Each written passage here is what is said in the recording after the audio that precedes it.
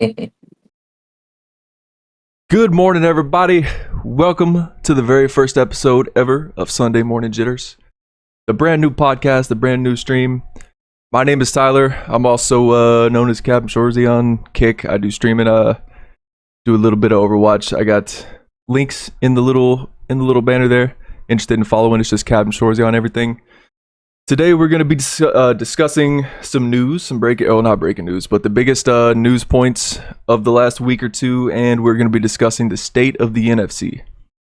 I am joined by three friends here. I guess if we want to, I'll just go left and down on the screen. I guess we start with BJ. You want to say hello to the people? What's up, guys? BJ Griffin's here, Eagles fan. Let's go Eagles. Excited to join us in this new podcast. I always wanted to do something like this, so this is pretty dope. Right. Love to hear everything but the Eagles fan there. That's good, man. Let's keep it moving. This is Derek down here in the bottom left of your screen. Derek, say hello to the people.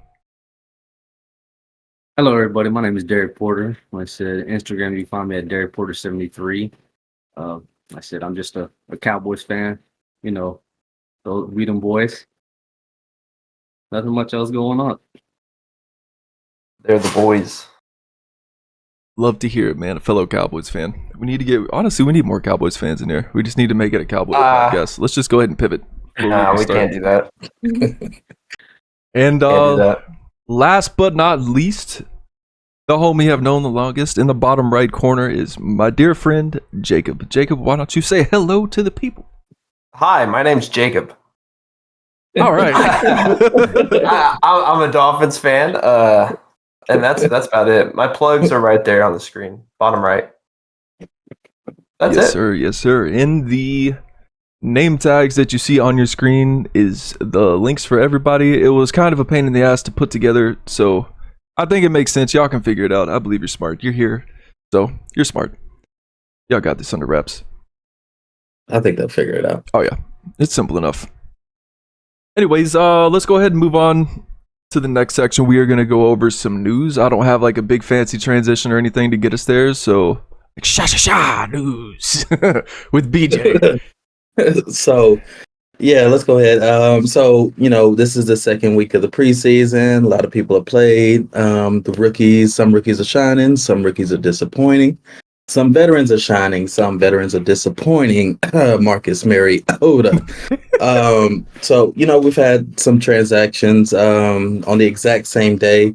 Dalvin Cook signs a 1-year deal with the Jets. Ezekiel Elliott signs a 1-year deal with the Patriots. I just kind of wanted to get your guys' thoughts on that. Does that, push them into winning the division for their respective divisions? Actually, they play in the same division, so it's pretty funny that happened.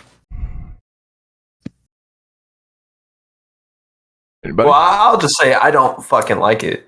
So, especially the Jets, I don't like them at all. So, that's about all I can say about that. But I'm hoping Dalvin Cook's a wash this year. That'd be the happiest time of my fucking life. And Zeke is Zeke. He's going to perform the same on the Patriots as he did for the Cowboys. Listen, I think. Go ahead. I was about to say, I think they like that. Zeke is a super underrated guy for the Cowboys for just so many years. Yeah, he's really been the workhorse of this team. No, let me.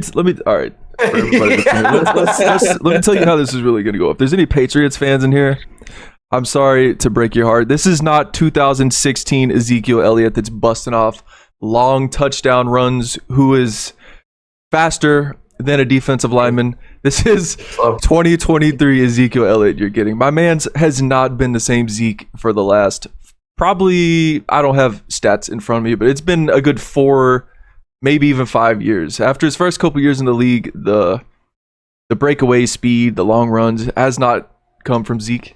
All of his touchdowns have come from within the red zone. I think his longest touchdown run last year was like 12 yards or something ridiculous like that. He's not going to be taking touches away from Ramondre Stevenson. So if you are a Ramondre owner like I am, rejoice. He ain't taking touches. He might take some goal line touches away. I could see that. But other than that, it's y'all ain't getting much. I would not be surprised if he didn't make the final 53 because Bill don't play games. He already cut James Robinson after like a week. So Yeah, I think he'll be okay. Spelled Ramondre Stevenson a little bit. But moving on, Eagles cornerback Zach McPherson in the last preseason game suffered a torn Achilles. He was kind of a good special teams guy for us, drafted in the 4th round a few years back. Hasn't really been able to get on the field as a corner, but kind of developed as a special teamers. That's going to be a big loss, especially for a unit that was absolute dog shit last year. So losing him and then also losing Sean Bradley, that's gonna suck for us. Lions Jamison Williams will miss the rest of the preseason. We won't see him until the end of his suspension, which is a 6-week extension for gambling and wanting to lose his money. Sam Howell, Anthony Richardson were named their starting quarterbacks. Anthony Richardson, of course, for the Colts. Sam Howell for Washington. Thoughts on that? I think Anthony Richardson. I think both of these moves were kind of expected. Just your thoughts on that, guys. Oh, I'd say it's totally expected. Sam Howell, like I said, with the game, I think what he played against Dallas. Yeah, I said he did pretty well. And then I said Anthony Richardson. I mean, that man, he's a physical specimen. So of course he's like I said, who else do the Colts really have? Just saying. excuse me, So Sam Ellinger exists. Take it away from my boy Bam Bam. Yeah. I don't know if he's gonna steal the spot from like I said, from Anthony Richardson. That's all I gotta say. I had Sam Ellinger in my football fantasy drafts last year, and he We back, really didn't do baby. too much. He didn't really do Yeah. too much. So Hey, if you're gonna make fun of him, you at least gotta do it right, okay? It's a we're back.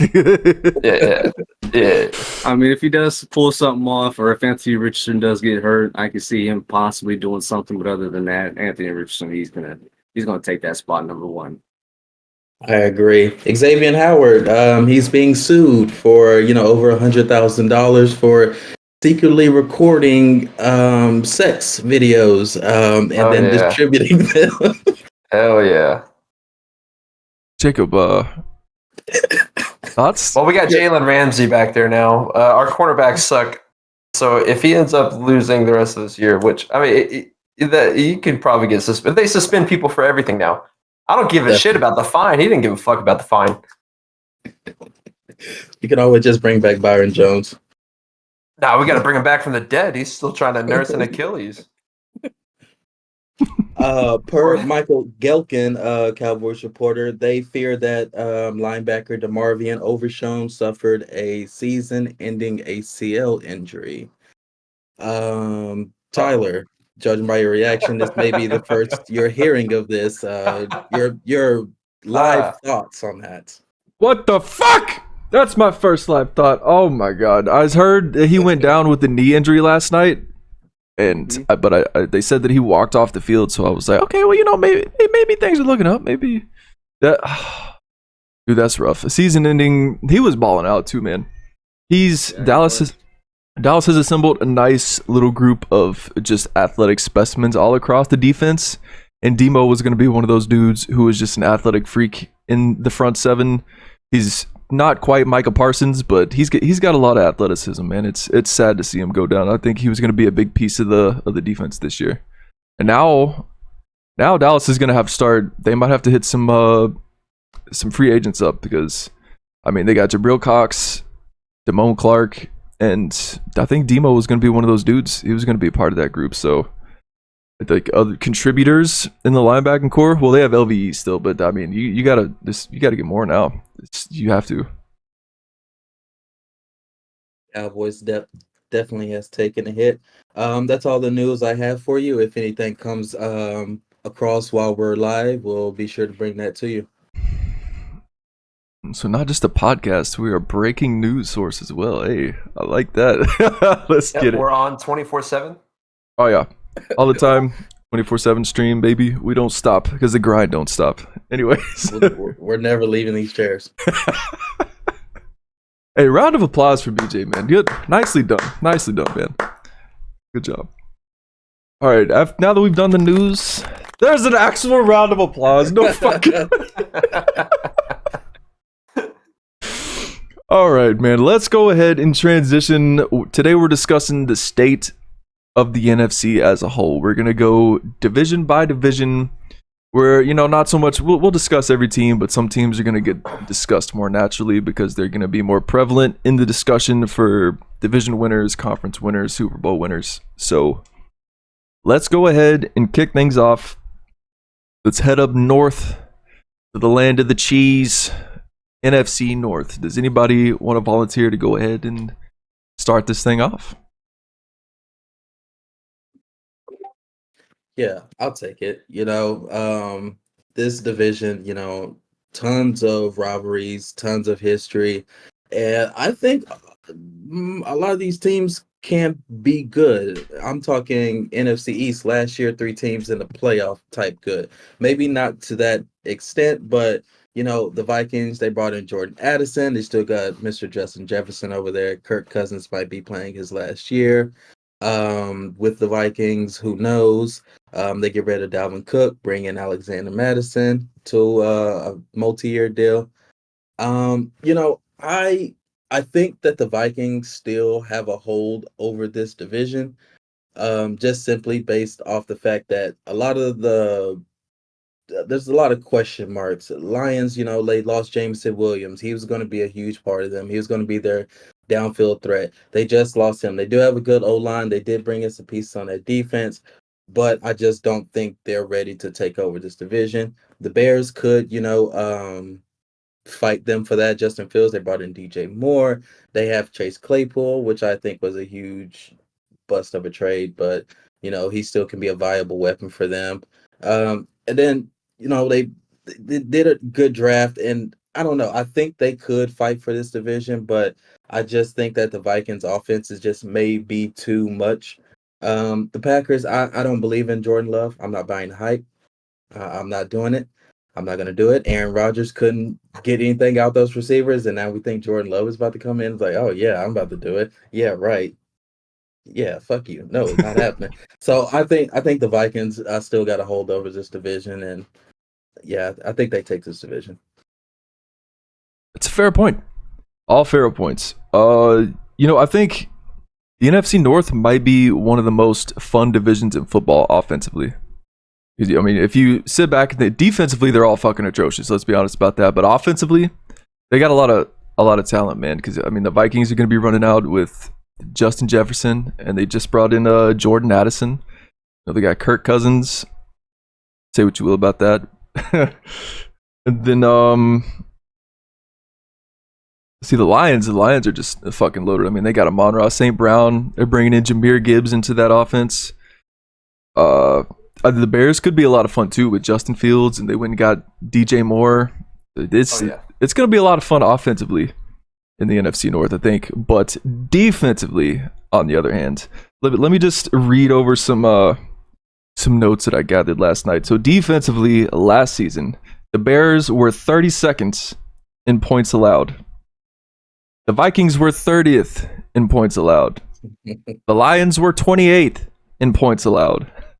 The Packers are the crown jewel of the NFC North defensively, being 17th in points allowed. This division has no defense whatsoever, and I kind of feel like they all took a step back defensively.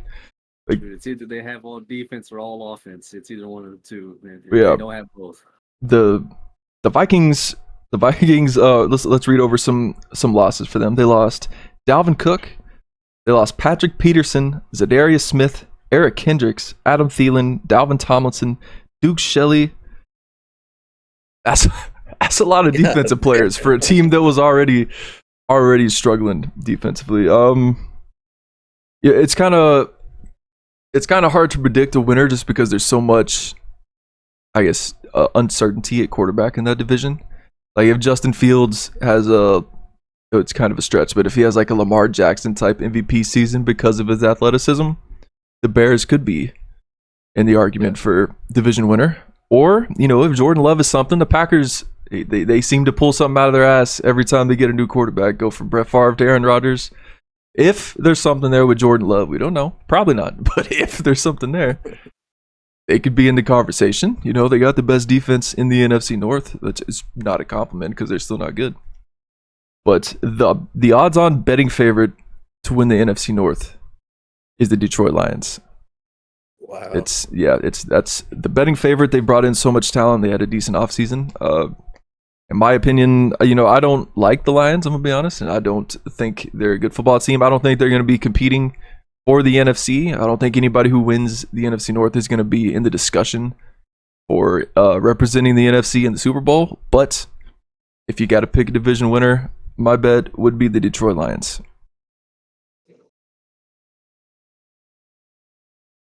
I mean, you wouldn't be kind of wrong, I think, on that. Like I said, with the Lions, you got, like I said, the introduction of, like I said, Jameer Gibbs, Sam Laporta. They brought a bunch of weapons, so it's going to be kind of difficult for anybody to say that they're not going to be contenders, at least in that division, along with the Vikings. Myself, the Vikings, like I said, with the addition of their weapons that they have and the loss of Dalvin Cook, not going to really do too much to them. Like I said, they were a throwing offense anyway. I think at least within top 5 passing teams in the league. So they're going to sit there. They're going to throw the ball. They're not going to really. Their strategy hasn't changed too much. Like I said, the big question is, like I said, with the Packers, like I said, with Jordan Love, like I said, I know they added the addition of Jalen Reed, along with and like I said, they already had Christian Watson, but again, what can he produce? That's going to be the big question, because you go from Aaron Rodgers to Jordan Love, can you really get those? Because really, what kept them in fantasy relevance was, like I said, those touchdowns. Those touchdowns, like I said, within that 4-week span that he got. So that's what it is with the Packers and then with the Bears, addition of Chase Claypool, which I think, in my opinion, like I said, I his. Say it with your chest. He might be dog shit. Let's be honest. He might be dog shit. He might be dog shit. Like I said, his productivity and his drive to play the ball, play the game, seems like he might walk himself out the league if he doesn't actually produce anything this year. Definitely, since it is his contract year, so he's either got to nut up or shut up. Like I said, he's got to put up some points, or he's probably gonna get cut or not get another extension out there. Then, like I said, DJ Moore. I mean, we saw preseason 1 where he caught a screen and broke it 62 yards, 65 yards. I mean, if that's consistent, they can keep doing it. I guess good for them. But I mean, just they've tried to bring in offensive weapons along with Darnell Mooney, so it's big on how is Justin Fields going to produce, and how is his O-line going to protect him, in my opinion. Very fair point. Very fair point. Jacob, do you have anything to add for this one, or you want to go ahead and just move on to the West? Well, I just want to say I'm excited to see the Bears and the Lions. I can give 2 fucks about the Vikings and Packers. Like, I'm going to just be honest, because I'm tired of hearing about the Vikings potentially making it every fucking year and the Packers doing something out of their ass to make it. That narrative's done. It's time to see the Lions and Bears actually step up. I respect I agree. That Bears offense could be very electric. Oh, yeah. I'm very excited to see that. For the fantasy football players out there, go ahead, especially the dynasty players, go ahead and buy into some Roschon Johnson stock, my boy. That man at the University of Texas, now I may be a little bit biased, but if he was on any other team that didn't have Bijan Robinson as a starting running back, he would have gone a lot earlier than he did. The dude is a stud, and Khalil Herbert, Deontay Foreman, another Texas dude, they can't hold his fucking jockstrap. Buy into some Deontay Foreman stock. Or Roschon Johnson, not Deontay Foreman. Oh my god. Anyway, moving on, let's go out west to the land of the 49ers, the Seahawks, the Rams, and the Cardinals. Probably, in my opinion, the easiest division in the NFC to pick a winner. Does anybody want to volunteer to start the NFC West off? Actually, I wouldn't mind. Like I said, NFC West. Like I said, you got them teams. Like I said, but I really think who's going to decide who's going to win it, because you got the 49ers and the Seahawks. Like I said, those teams are both pretty kind of stacked compared at least to the other two. So I think it's going to be a fight on who's going to take, seed one out of that. Like I said, San Francisco, they really didn't add too much on the offense. They pretty much kept the same. They probably added some depth pieces, but I really didn't keep with any of them. They were just kind of meh. But the Seahawks, like I said, with the addition of, like I said, Jackson Smith and Jigba, and Zach Charbonnet, those two I think are going to, as you've seen in the preseason games, they've been going off pretty well in both of those teams. So, with my thing with the Cardinals is it's almost poverty team. It seems like to me. I'm sorry if you guys are Cardinals fans, but I said with Kyle Murray out, like I said, I don't see them doing too much. You saw little bits of, like I said, was it Clayton Tune from their backup, but he's again not going to do too much. I know they added the addition of, like I said, Michael Wilson to their offense and the wide receiver core, but again, what can wide receivers do if the quarterback ain't getting in the ball? And then the Rams, they picked up, like I said, a couple of pieces, like I said, with Puka Nacua, who's been going off in the preseason games as well. So those are just my key points on that division. Like I said, it's pretty much just 49ers and Seahawks. Who's going to be able to ones who are going to take the number one seed in that division. Yeah, let's just go ahead and rip the Band-Aid off here. The Cardinals are dog shit. Okay, I'm sorry if there's Cardinal fans in here. 100%. They might be the worst team in the NFL. Let's be real here. I was trying to give it to him. No. Give it to him softly. I don't do that soft shit around here. Let's just go ahead and rip this off. All right. If we didn't, y'all couldn't get anything going offensively when there was D-Hop and Kyler Murray. There's no way now that D-Hop is gone, y'all are honestly sending Call of Murray out there to run the offense. Plus, let's see, didn't even write their defense down. Didn't even write their defensive rankings. So bad. I think they picked up Calais Campbell, or is that no? Calais Campbell went somewhere else. Falcons, yeah, never mind. Yeah. Bird teams. Cardinals might be the worst team in the NFL. The Rams are going to be better than they were last year. They won 5 games last year. They're going to be better than that, but probably not by much. Stafford and Cup missed time last year, so as long as they stay healthy, that's a lot to ask. But as long as they stay healthy, they'll win more games than they did last year, but not enough to compete with the Seahawks and the Niners. I think the Seahawks could actually be a sneaky good team. If we could just get Pete Carroll to pass the fucking ball a little more, we don't have to be running the ball every play, Pete. All right, it's 2023, baby. Let's open things up. You running out there with DK Metcalf, JSN, and Tyler Lockett, and then you're gonna fucking draft Charbonnet to go with your other room of running backs. It's already stacked all over the place. Why are we dumping resources into running back, Pete, in 2023? Why are we doing this, sir? Stop living in the 80s. Let's pass the fucking ball. Let's put some points on the board. Geno Smith, let him cook. He's underrated, man. Geno had a good year last year. Let the man cook, and y'all would be in contention. Oh wait, how many teams make the playoffs? Is it 7? 7, I think. They could be in contention to make the playoffs, I think. But to win their division, that ain't happening. The 49ers are too good. They are just stacked offensively. Brock Purdy supposed to be ready to go. I think he was already named the starter too. And they got Christian McCaffrey, and Debo Samuel, and Brandon Ayuk, and Trent Williams, maybe the best offensive lineman in the league, and George Kittle, and their defense is fucking stacked. They're just so talented, it's not even funny. So trying to compete with the San Francisco 49ers is something I'm glad the Dallas Cowboys don't have to do to win their division. And I think the 49ers are probably the NFC favorites to represent the Super Bowl. But they've been to the NFC Championship 2 or 3 years in a row or something like that, or they've been close and haven't quite made it. So we'll see. We'll see.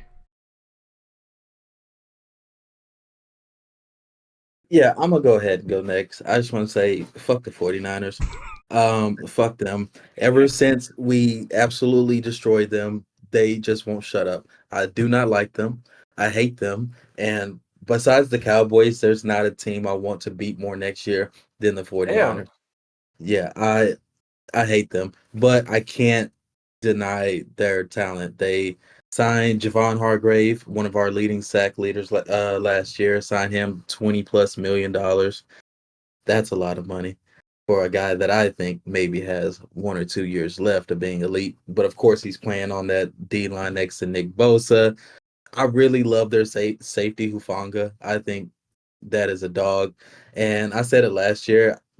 There's not a defense in the league that scares me more than the 49ers defense. It's absolutely disgusting. And then their offense, Tyler already named off all the weapons. I just don't see how Brock Purdy. No, I don't believe it. I won't. I know what I saw last year. I need to see it again. Sorry, I need to see it again. And that's kind of how I feel about Geno Smith. Like, Geno Smith had an incredible year last year, but because his career has been mostly mediocre, bad to above average, I need to see him do it again before I believe that the Seahawks are going to be a contender. But when you bring in JSN, it's hard to be like, yeah, they're not going to go back, especially in that division where the Cardinals, they're not going to compete. The only question is, if they get the number 1 overall pick, do they take Caleb Williams, trade Kyler Murray, or do what the Bears do and flip the number 1 pick and maybe bring in some weapons for Kyler next year? Who knows? They're not going to be competing. The Rams are sneaky. I don't think they're up there with the 49ers. They trade away Jalen Ramsey. Cooper Kupp should be back. And they're going to need some more weapons beside him. I know they got Higbee, Matthew Stafford at quarterback. I think he's still got a couple years left in him. They didn't really make any big moves, I don't think. And, just kind of relied on the draft and just kind of, but it's a pretty easy division, I want to say, for the 49ers. But if Brock Purdy doesn't replicate what he did and Shanahan doesn't coach his ass off again, then Seahawks definitely could be right up there with them. Now, can I want to gauge everybody's temperature real quick on something before we continue on. Trey Lance. Is everybody out on Trey Lance? Has Kyle Shanahan come out publicly and said something negative about Trey Lance? Like, what's going on there? That guy. I don't think Trey Lance is out of it. Like I said, they spent too much draft capital in order to get him. They spent 3 first-round picks to get him. So if they get rid of him, like I said, he's the biggest draft bust in NFL history. Like I said, he went number 3. He went, like I said, so I don't think he's out of it. I said, and again, Brock Purdy, he faced against, like I said, some of the, they were still top defense, but they weren't super your Cowboys, your Eagles, your 49ers. They weren't any of them, like I said, because he's on the 49ers. So he's not going against some top defenses. So in my opinion, I think Trey Lance is still there, but again, he's just got to, once Brock Purdy gets healthy, they're going to have quarterback battle. That's all it is, simple as that. But I don't think Trey Lance is out of the game at all. We'll see. They need to actually talk him up and make him seem good, because they're going to trade him. They're not going to hold on to that. They're going to try and get some value. So they need to at least talk him up so they get more. That's a good point, man. At some point, you have to recognize that you made an investment and your investment's not going to pay out. If that's how you feel, that your investment's not going to pay out, then at some point you have to try to get what you can get for that investment. If somebody's willing to give you a 3rd or a 4th round pick, something like that, that's the best you're going to get, then that's better than him rotting away on the bench and then just leaving in free agency. So, So what I'm hearing is, like I said, you guys are out on him? For the 49ers, yeah. For another team, no. And that's a good point. Go ahead. I was about to say, Brock Purdy's already put time into the offense. Why would you transition away from that to put in someone that's been sitting on the bench through injury and then hasn't put time to actually get a rapport with the other players? Right, because I'm wondering, is Trey Lance not good, or is it just that he hasn't gotten enough play time? Because I think he suffered back-to-back season-ending injuries. So I mean, we kind of even don't even know what he is, but it's getting to that point to where now you have a quarterback who's probably better than him, stayed more healthy, probably a better leader than him. The team rally around him, and then it's going to be hard to see him take that team to the NFC Championship and be like, "Sorry, Brock Purdy, we're going to put this guy in because we spent a lot of money on him." Yeah. I don't know. I kind of think it's Brock Purdy's team, and like Shanahan said, he would have to completely melt down in practice for him to lose that job, quote unquote. Fair enough. Also, Yep. while you were talking about that, it just reminded me. Did y'all see the story that came out? I think it was like sometime around a month ago where Kyle Shanahan said if the 49ers made the Super Bowl, they were going to call Phillip Rivers and get his ass out of retirement to come quarterback. Oh, yeah, I saw that. You know how legendary that would have been? I fucking love That'd Phillip be Rivers, great. man. What if he would have just post-career, just took a couple years off, just banging the wife, popping out kids like usual, and then he like, you know what? Go play the Super Bowl. Let's go win a ring, baby. Let's go. That would have been legendary. All right. Anyway, that's our state of the NFC West. Let's go ahead and move on to the NFC South. We're going to be heading south with the Saints, the Buccaneers, the Falcons, and the Panthers. Do we have anybody who would like to take the lead on this one?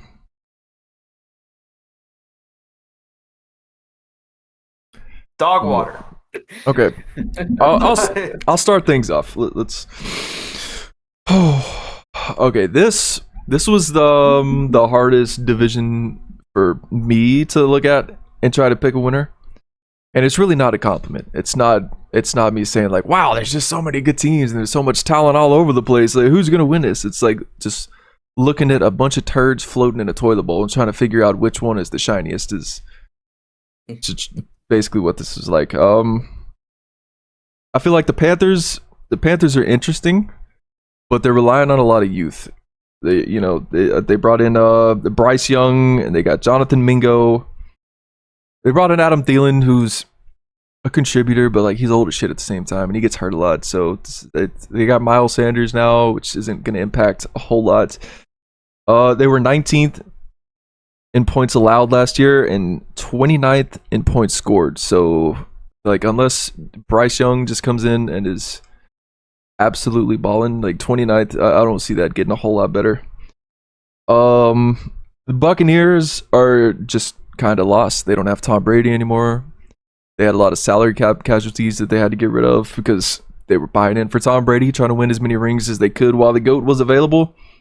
Go over some of the names that they lost. They lost Leonard Fournette, Donovan Smith, Julio Jones, Mike Edwards, Logan Ryan, Akeem Hicks, Cameron Brate, Sean Murphy Bunting, OJ Howard, Scotty Miller.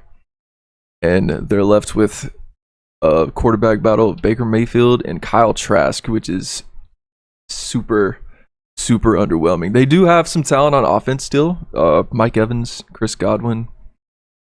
I think that's really the best I got to say. It's the Buccaneers aren't going to be competing for anything. I think I don't think the Saints either really going to be competing for anything. Their defense was 9th in points per game, so that's a plus. But they bring in Derek Carr to quarterback their offense now. They were 19th in points scored last year, but it's not like Derek Carr is going to give you that much of a boost. And the people who are still talking about Michael Thomas in 2023, I'm going to need you to go take a reality check. Mans hasn't contributed to an NFL team, and I don't even know how long. It feels like it's been half a decade since Michael Thomas was relevant.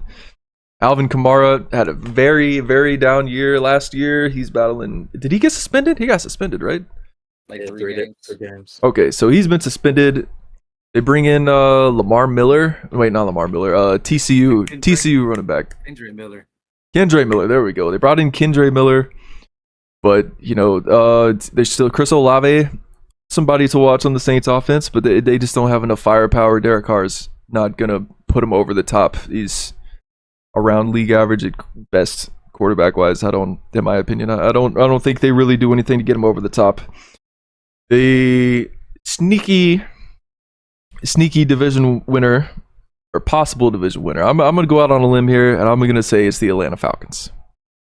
Hear me out. All right.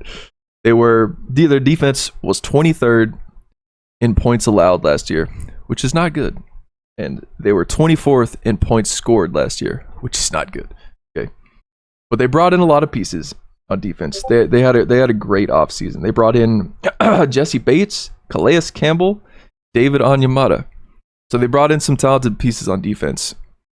And they got Bijan Robinson in the draft, which is huge for a team that likes to run the ball as much as they do, and they refuse to get the ball to Kyle Pitts because Marcus Mariota is very, very bad. But they got talent, man. They got talent. They got Bijan. They got Kyle Pitts, who was a stud if they could just get him the ball. Drake London. There's talent to be had there.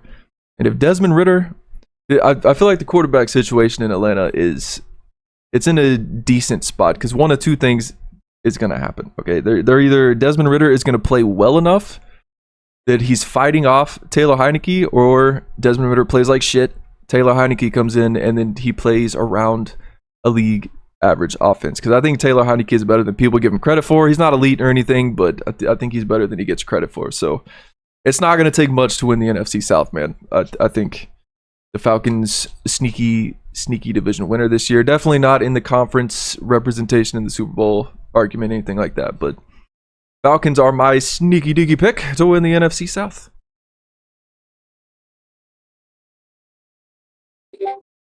I'll go next here. Yeah, I like everything you said, except I think the Panthers win it. No, I'm joking. I really don't think so. I don't think so. No. I got the Saints winning it. I think their game plan is pretty much we're gonna tote out an elite defense. We're gonna have Derek Carr kind of control the game, not be a superhero. We got plenty of weapons over there, not including Michael Thomas, but they got Chris Olave. Alvin Kamara is gonna be out a couple of games, but they did bring in Jamal Williams, who led the league in touchdowns last year. Most of his touchdowns came from the 1 yard line. His Zeke Elliott type type year, but they brought in a couple running backs, Kendre Miller, running back from TCU, like you mentioned, Raheed Shaheed, decent wide receiver for them also. So they got some pieces, and I think they just need Derek Carr to not be terrible and just be able to have the defense win games for him and allow the running backs to score and allow Chris Olave to catch deep balls. But it's hard for me to believe in Derek Carr when you have the best wide receiver in the NFL in Devontae Adams, and you have one of the best running backs in the league in Josh Jacobs, and you kind of still can't do nothing with that. But it's the Raiders. I'm not gonna give them too much credit. The Panthers, I kind of like them. Like you said, I think they're relying too much on youth. I have Jonathan Mingo on my fantasy team, so I'm really hoping he's going to be the next best thing. But it's hard for me to be like, yeah, the two rookies are going to come in and absolutely dominate this division. Could happen. I don't know. Probably not. Got rid of Christian McCaffrey, traded him, got some picks back. Brought in Miles Sanders, who I think is very underrated. Very underrated guy. Yeah, although he's hurt right now, go figure. The Bucks, I can't say in 2023 a Baker Mayfield led team is going to be anything, but it's just they have so many weapons. It's kind of hard to think they won't somehow be fighting at the end of the year for that final spot. The Falcons, I do think they can kind of be a sneaky team. Tons of weapons. I think they probably have the most potent offense in that division. If Desmond Ridder can be anything, I get him and Sam Howell confused because I think they're pretty much like the same person, pretty much. So I don't know. I don't trust the quarterback play. I think they're maybe a year away from actually competing until maybe they find a quarterback, but they definitely have nice pieces in place to compete maybe in the future.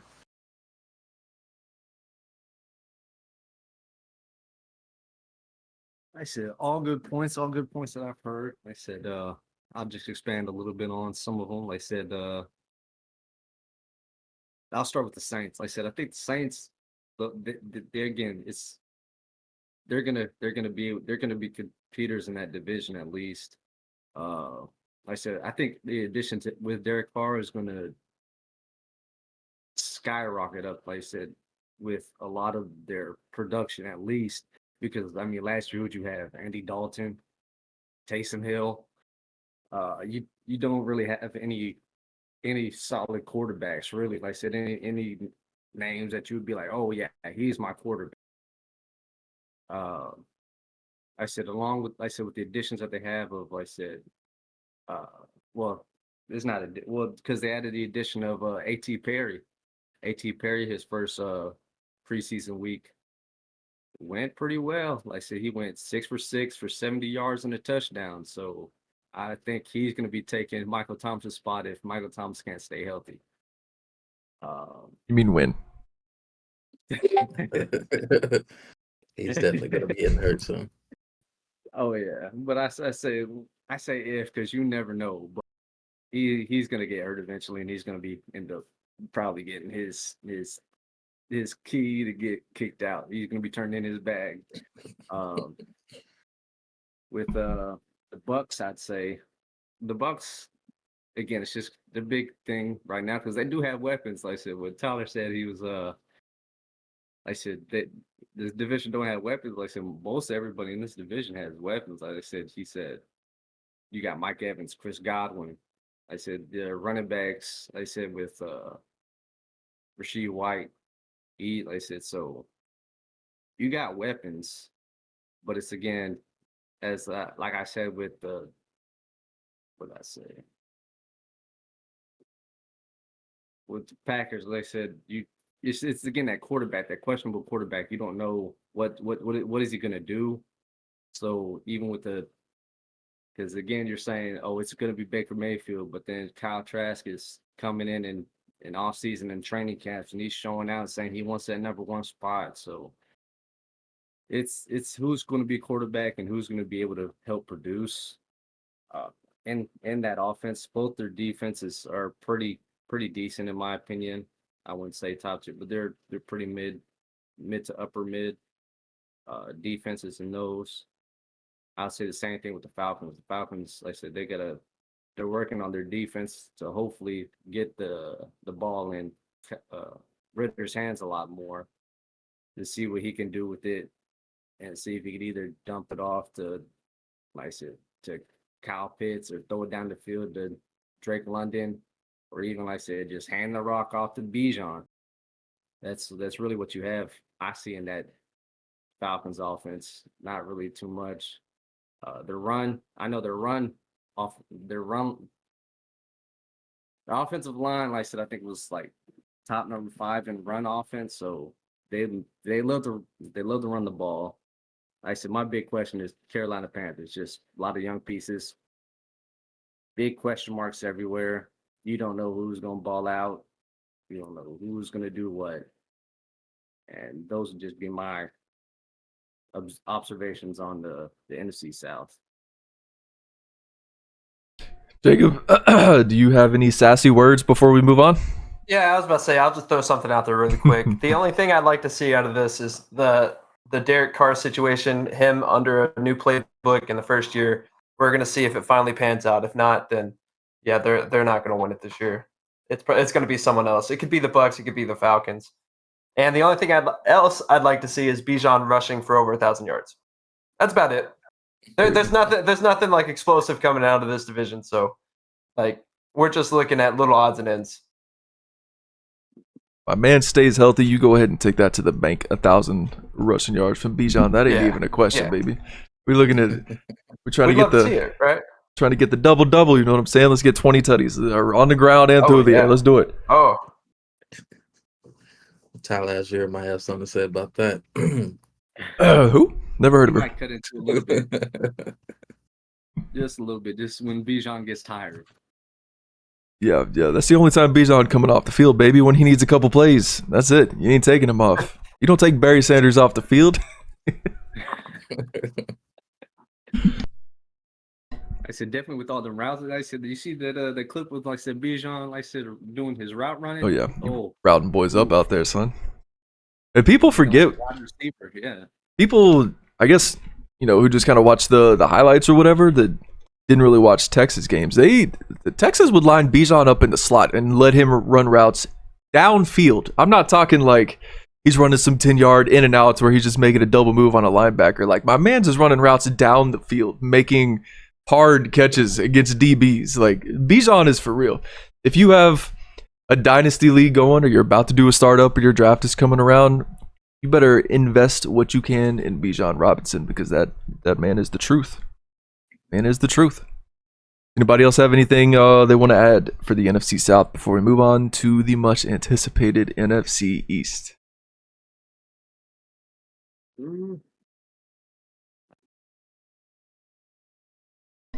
All right, let's go ahead. Who's leading?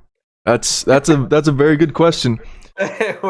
Let's go ahead and move on to the NFC East, and as you can tell, this is going to be the highly anticipated point in the show. As you can see, we got Cowboys Nation representing here, and as you see to my left, we got that baby shit green Philadelphia Eagles jersey. Is is there anybody who would like to take the lead on this division?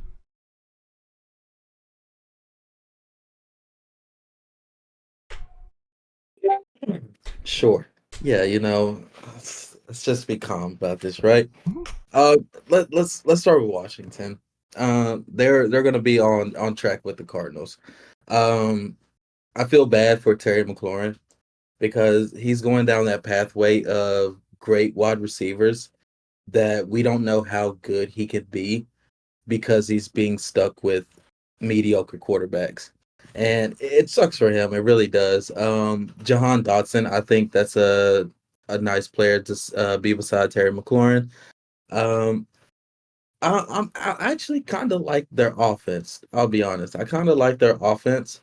It's just the quarterback is going to be a question mark. Now, could I see them going 6-11, 7-10, kind of being competitive for a little bit, maybe putting themselves out of the top 5 in draft picks? Yeah, I can definitely see that. But I can also see a world where 3-14 and they're losing a lot of close games just because, they're not quite there yet, and maybe the defense fails them. Chase Young has been a extreme disappointment, but it's his contract year, so he obviously is going to have 17.5 sacks this year. The Giants, I hate the Giants. I think they got a little cocky this year. I think they beat the Vikings in the playoffs, which was a very overrated 14-3 team with the Vikings. But they beat them. They was the third team to make it into the playoffs in NFC East. Daniel Jones, Saquon Barkley. I get it. But I don't believe them. I don't believe Daniel Jones is a $200 million quarterback. I don't believe that at all. Darren Waller, huge get for them though. Word out of practice is that they had to sit Darren Waller for a little bit so Daniel Jones can throw the ball to other people. So I think Darren Waller is going to be huge for them. Saquon, he came back. I'm kind of disappointed in him. He was leading the charge. He was doing it for all the running backs, and then they gave him an extra $1 million. He was like, "Yeah, I'll take that." What the fuck was that, Saquon? Like, we're kind of disappointed in you. But in this division, you haven't had a repeat division winner, I think, since 2002. I want to say. So it's been like 20 years since we've had a repeat division winner, and ironically enough, the last team to do it was the Eagles. But I've said this off record before. I think this is the year that the Cowboys make the Super Bowl. I do. I think Brandon Cooks is huge for them. I think Dak was kind of missing that downfield threat. I know you got CeeDee Lamb. He kind of do it all receiver. That's why he's a top 10 receiver in the league, because he can do it all. But, you bring in Brandon Cooks. That brings another element to the offense. You get rid of Ezekiel Elliott. You kind of brings you're going ahead in the reins to Tony Pollard, who is one of the most explosive running backs in the league. You got him. The offensive line is starting to build back up. Yeah, I'm not saying it's that elite Cowboys old line that it used to be, but it definitely is a lot better than it's been. When they was toting out Jason Peters, the corpse of Jason Peters out there, and getting what they could out of him. Cowboys Hall of Famer Jason Peters. Don't you forget it. I put some respect on. But I do think they take the division just because we haven't had a repeat division winner. I don't see it changing, and when it's hard for a team that went to the Super Bowl to go back, there's usually some regression. So I think maybe this year we got some regression. We lost tons of defensive players. We did bring in some, but to rely on a lot of rookies to get that defense back to where it's supposed to be, that's going to be tough. The offense is still going to be potent. We actually got better at running back, I want to say. But I think Cowboys take this division, as much as it pains me to say that. I think Dak is a good quarterback. Don't think he's great. Definitely don't think he's better than Jalen Hurts. But, I think they take it, but it's going to be a dogfight at the end.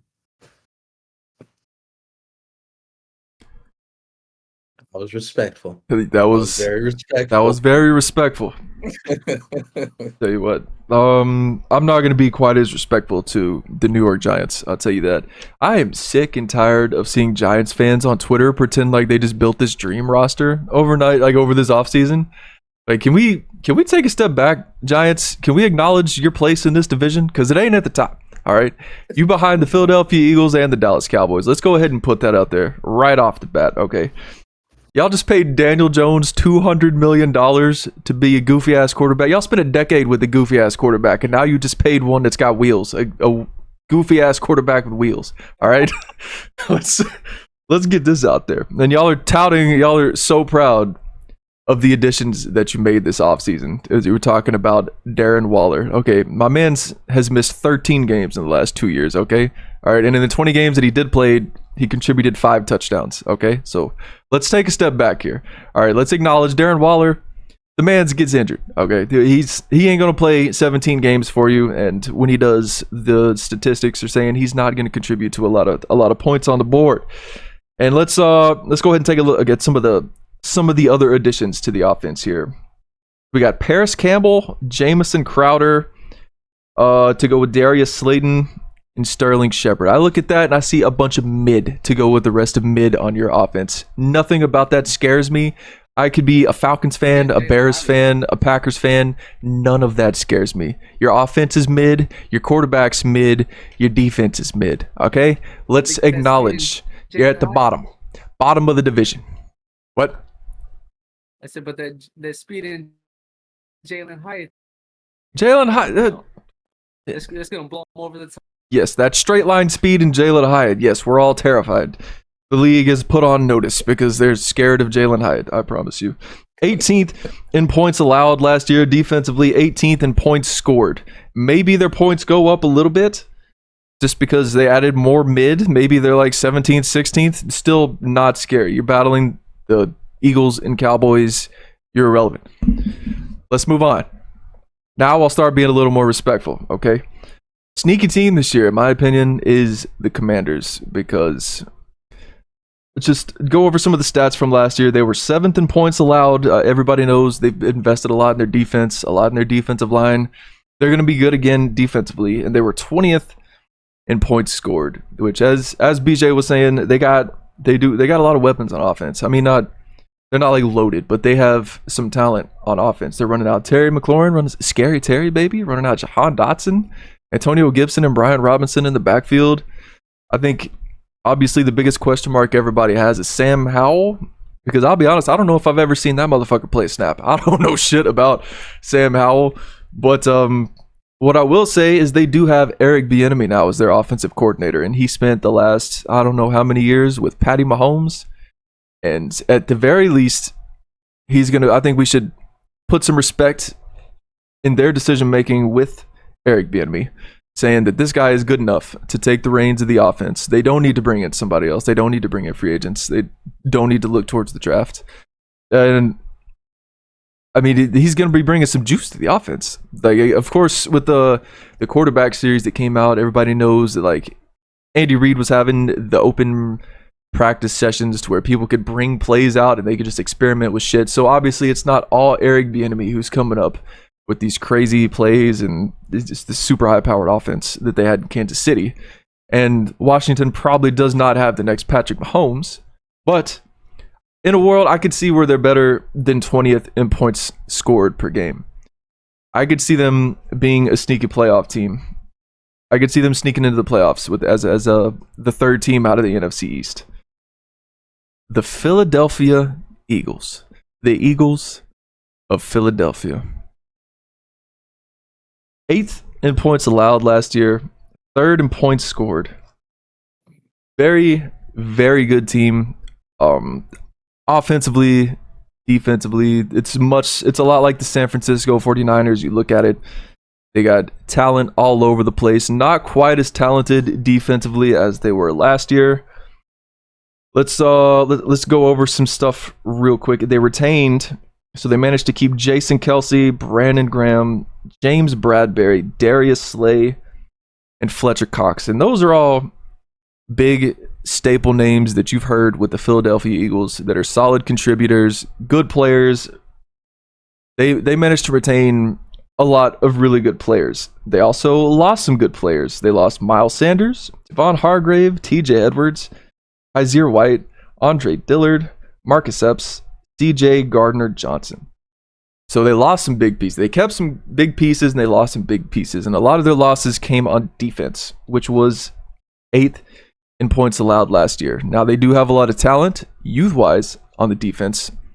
But the thing is, they're about to rely on a lot of youthful talent. So until it's actually proven on the field against other NFL starters over a 17-game season, I feel like the Philadelphia Eagles defense takes a step back. And offensively, like we've already said, they are loaded. A.J. Brown, Devontae Smith. I guess if you want to include Dallas Goedert, sure. He's just kind of mid-tight end like everybody else that isn't Travis Kelce. But Jalen Hurts, man, I don't know.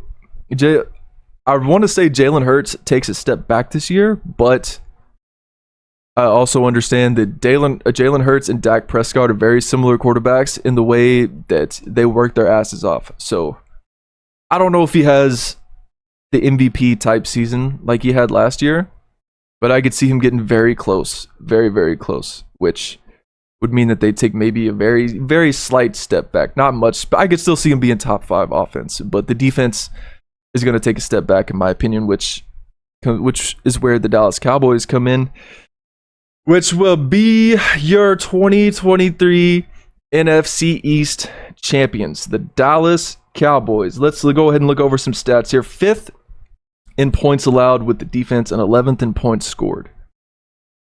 So they managed to keep Tony Pollard, Leighton Vander Esch, and Dante Fowler, which are all big pieces. And they also added Brandon Cooks and Stephon Gilmore, which are 2 more huge pieces. Because let's be honest, last year, Dak was throwing to CD the beginning of the year for the first half of the year, who hadn't really broke out of his shell yet to become the number 1 wide receiver.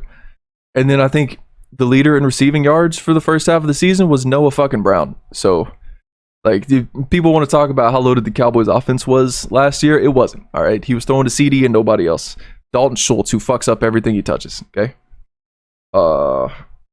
Defense, very young, very athletic. As he was just saying earlier in the show, DeMarvion Overshown is going to be a hit that I don't think the Cowboys anticipated taking, because we don't have linebacker. Was one of those spots coming into the draft to where everybody was concerned about depth to begin with, because it's Jabril Cox, Damone Clark, LVE, and that's about it. You can't run with 3 linebackers in the NFL today. You're gonna have to bring somebody in there. The defensive line, super talented, super athletic. You know, it's got the names everybody knows. Micah Parsons, who might be the best defensive player in the NFL, might be. You know, they got Oso Digizua clogging up the middle. They brought in Mozzie Smith in the first down, who was another athletic freak. His raw scores off the charts. Athletically, people compared him to Aaron Donald when he was in college, which that's let's pump the brakes a little bit. I'm just saying those comparisons, you know. And then we also got DeMarcus Lawrence over there, old, strong, and steady.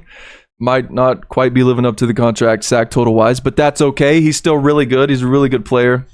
Dante Fowler coming off the bench is huge, like having depth like that. Sam Williams, another athletic freak coming off the edge.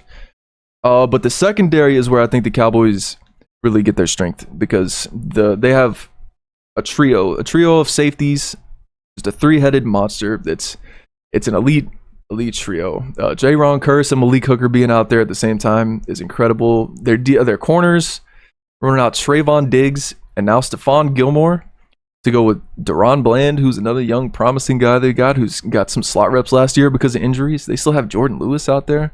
Their secondary arguably is the best in the NFL. You can make arguments for maybe the Jets, or maybe if you want to talk Philly. I can see it on your face. I feel like you want to say Philly, but you can make an argument for the Cowboys having the best secondary in the NFL. And I honestly try to look at this as unbiased as possible. Me and BJ have already talked about this off stream. Why Philadelphia's defense.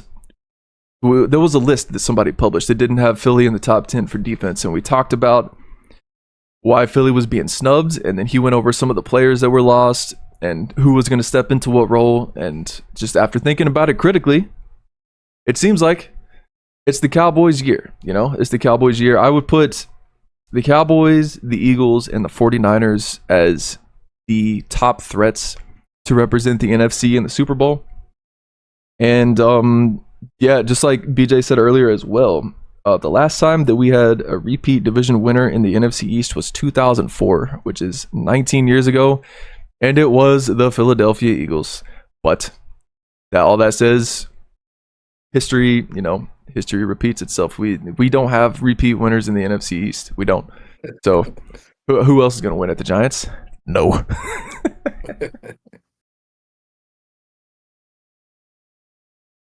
Let's just hope Dak doesn't lead the league in turnovers again. Hey, man. The Cowboys at the beginning of the year, well, actually the whole season, but Kellen Moore, great, innovative, offensive mind, but he has built into his offense, he has a lot of option routes, and a lot of them are deep option routes. So, like, based off of, NFL defenses are disguising their coverage a lot.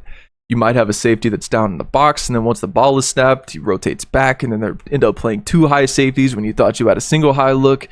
And the option routes are designed so that the receiver can react based off of what he's seeing post-snap.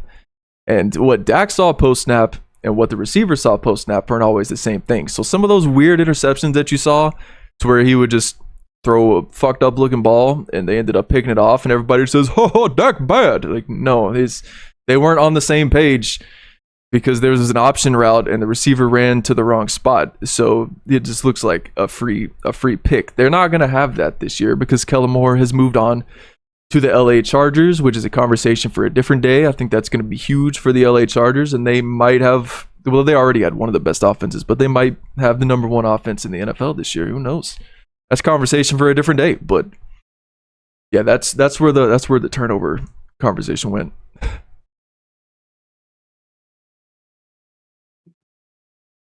I agree. I think the only way that the Eagles don't go back to back is if, Dak or the receivers and Dak struggle again that year. Like you said, we are relying on a lot of youth. We brought in Jalen Carter. We brought in Nolan Smith. We bringing back Hassan Reddick. We have Josh Sweat, one of the most underrated players on our team, on the other side. We still have Fletcher Cox and Brandon. So that defensive line, Eagles' philosophy is built through the trenches. So the offensive, defensive line are always going to be good. It's just what we do. We just keep building the talent. I think where we struggle is back behind them. The Kobe Dean's going to be his first year starting. Didn't really get a lot of playing time last year. I think a lot of Eagles fans were kind of using the excuse that there was good players in front of him as to why that happened. But sometimes if you're so good, you're going to force yourself on the field. But that's a different conversation. But now he's finally getting the chance to start. Beside him, we gonna tote out some young guys and then some older guys. Zach Cunningham, he's gonna come in, play beside him. Miles Jack, I thought he was, but turns out he just retired about 30 minutes ago. So Miles Jack is not going to be here. And then we got some young, unproven guys. The secondary, Darius Slay and James Bradbury, one of the best duos in the league last year. I think Darius Slay was kind of declining towards the end of the year, but don't tell him that because he will get on your ass on Twitter about that. So do not tell him that he was declining. And then the safeties, we lost some safeties. We're gonna bring in some young guys, some drafted guys. So I think that secondary, that linebacker and secondary is going to definitely take a step back just because players are getting older and a lot of players are new. I think that's kind of where we struggle, and the Cowboys definitely probably has that positional group definitely towers over the Eagles. But it all depends on how far Jalen Hurts takes us, and if Jalen Hurts can take a step forward statistically, but maybe the Eagles take a step back in the wins column, I can see a world where that happens. I can see a world where Jalen Hurts throws more touchdowns, throws more yards, but maybe the Eagles lose a couple more games, which is kind of what I see happening this season, which is why I have the Cowboys taking this division, sadly.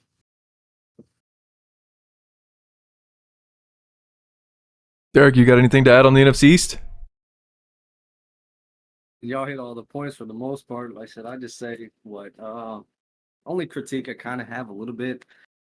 I said the addition to, like I said, the signing of Saquon Barkley when he signed. I said because if the New York Giants weren't able to get a deal, even if they franchise tag Saquon, without Saquon, they're nothing. Saquon is basically their offense. I said Daniel Jones. I said if he didn't have him, we would have seen really if he really was worth that $200 million that they gave him. But with the addition, like I said, with Barkley coming back, it gives Daniel Jones a little bit of relief off of his shoulders of, oh man, I'm gonna have to actually produce. That, and with all the, like I said, New York Giants, like I said, they're weapons. They have a bunch of them, but are they really weapons?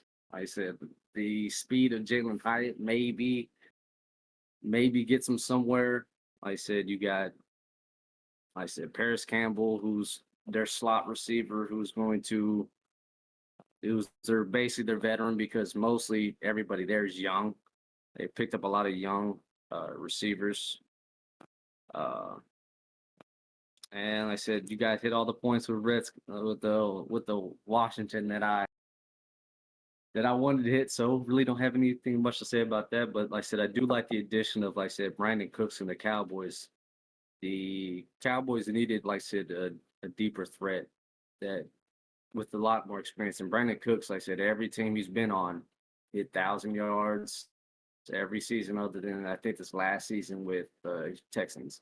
But I mean, if Brandon Cooks stayed with the Texans with CJ Stroud, he would have still produced 1,000 yards. But Brandon Cooks adding his 1,000 yards seasons and experience to the Dallas Cowboys, I think gives them that extra boost, that extra weapon in their wide receiver core. That, like I said, it's Cowboys, baby. That's all I gotta say. We them boys.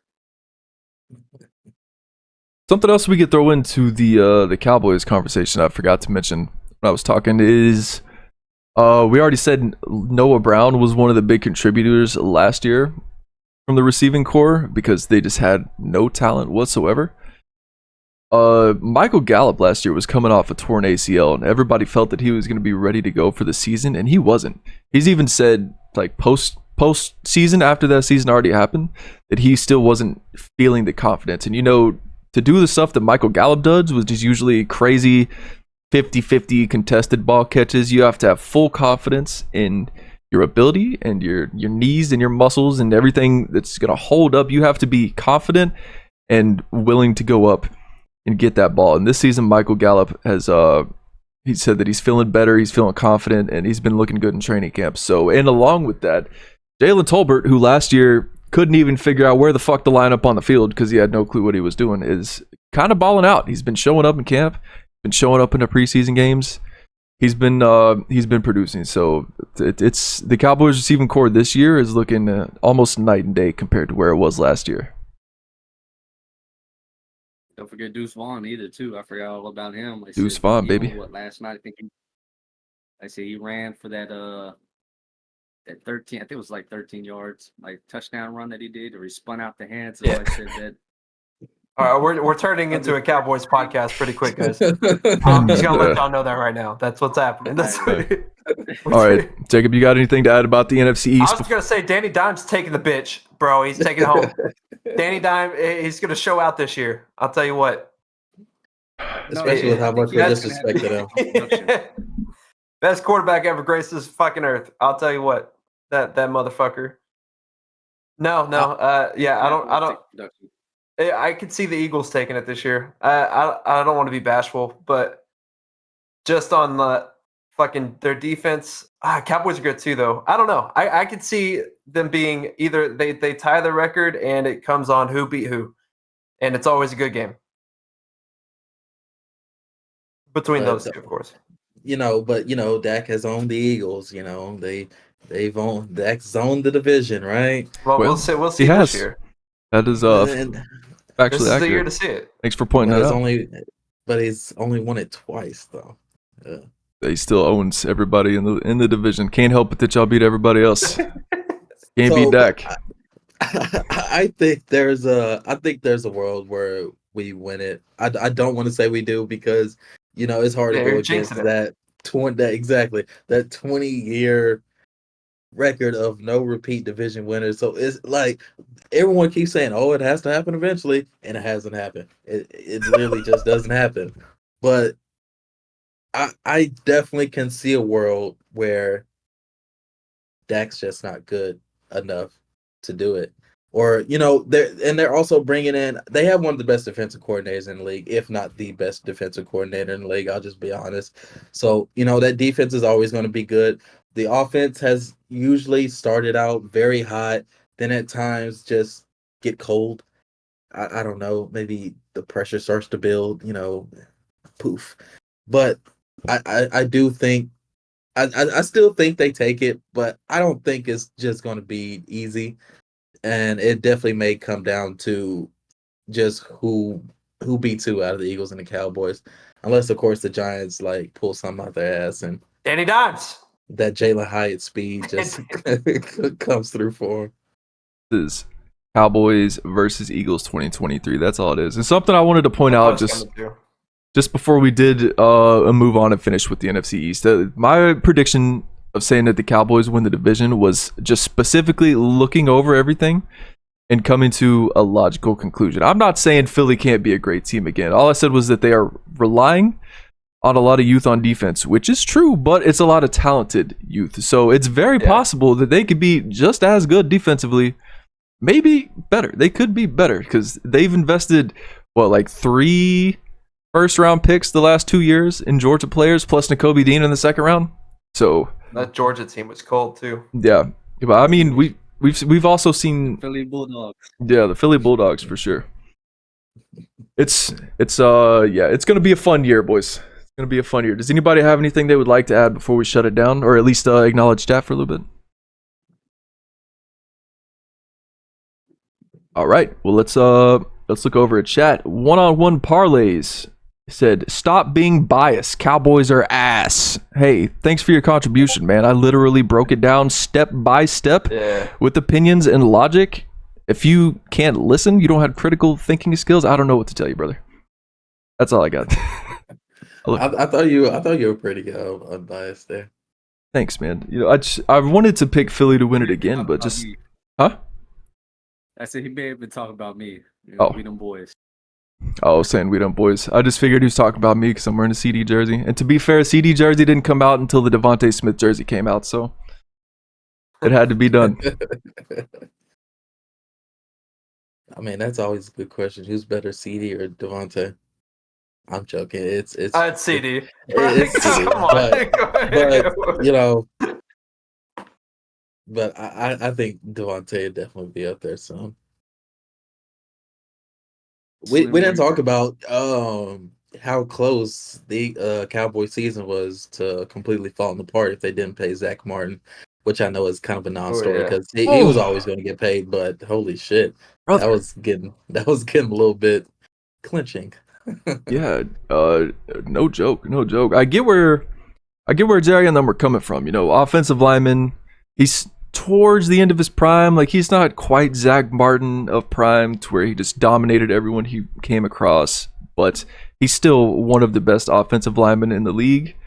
And he's been your piggy bank. You've restructured his contract multiple times so that you could pay other guys. Pay the man. Pay the man. I mean, he already got paid, but that was my standing on it. Just pay the man. You don't fuck with the Hall of Famers' money. Let the man get on the field. If you could see the Cowboys making a Super Bowl run in 2023, do you still see it without Zach Martin? No. Pay the man. Well, you got paid, so. All right. That's going to do it for the first episode of the Sunday Morning Jitters Football Podcast. I appreciate all of you for being here. We're all very thankful. Thank you for giving us a chance. If you enjoyed the content, make sure you follow here on Kick, and we also have links on our page to everything else, the YouTube, the Twitter. Make sure you follow it all, and we will be back next week discussing the state of the NFC. Thank you all so much for joining us. Peace out. Have a good Sunday. Let's watch some Amen. football.